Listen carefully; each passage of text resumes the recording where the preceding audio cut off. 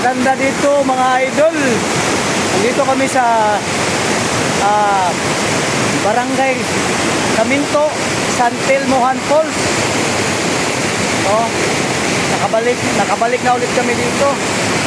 Ang ganda ng falls at saka tubig. Ang lamig pa. Ayan oh, tingnan nyo mga boss. Ayun. Ganda, di ba? Ha? Hanggang taas yan. Ang ganda pala dito.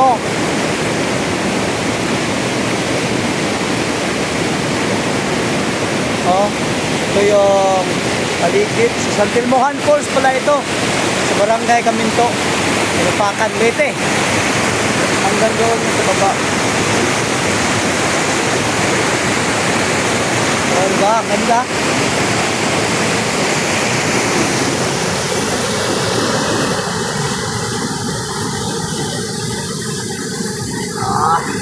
Napakagandang lugar dito.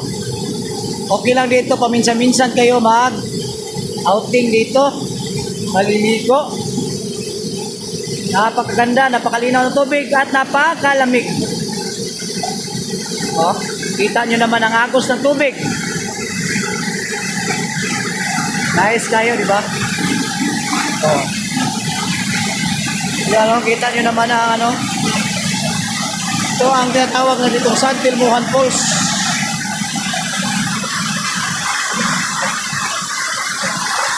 Ayun o, napakaganda.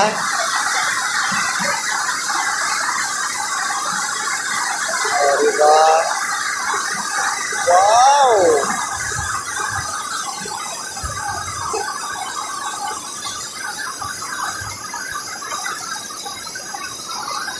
Ganda ng falls. Ang ganda ng paligid.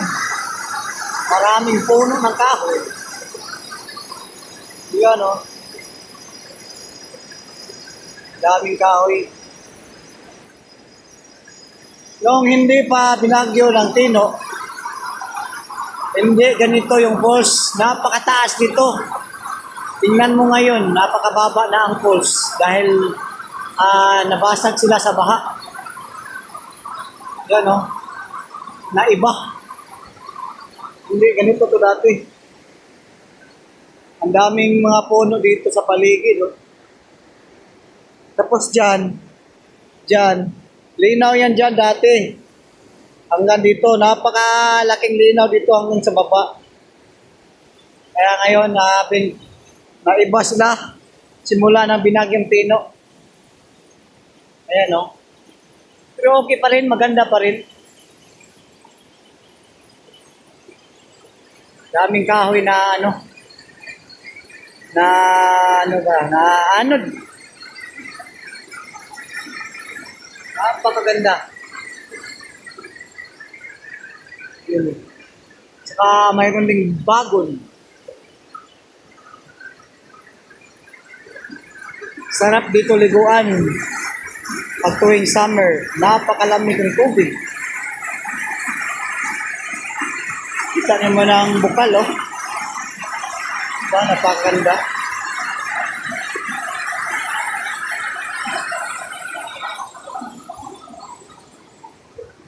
O, diba?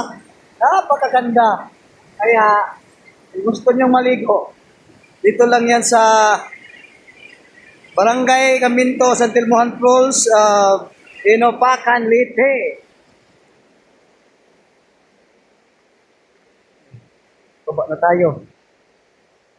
At ayan, alalim.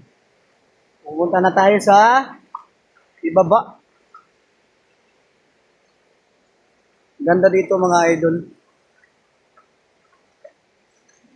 Tapos wala na ang lumot. Napakalinis ng bato. Hindi na madulas. Dati madulas to. Pagkatapos ng Bagyong Tino, binaha, napakalinis na yung bato. Oh, diba?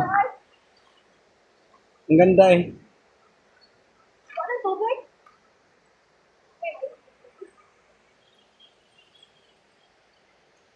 Oh, diba?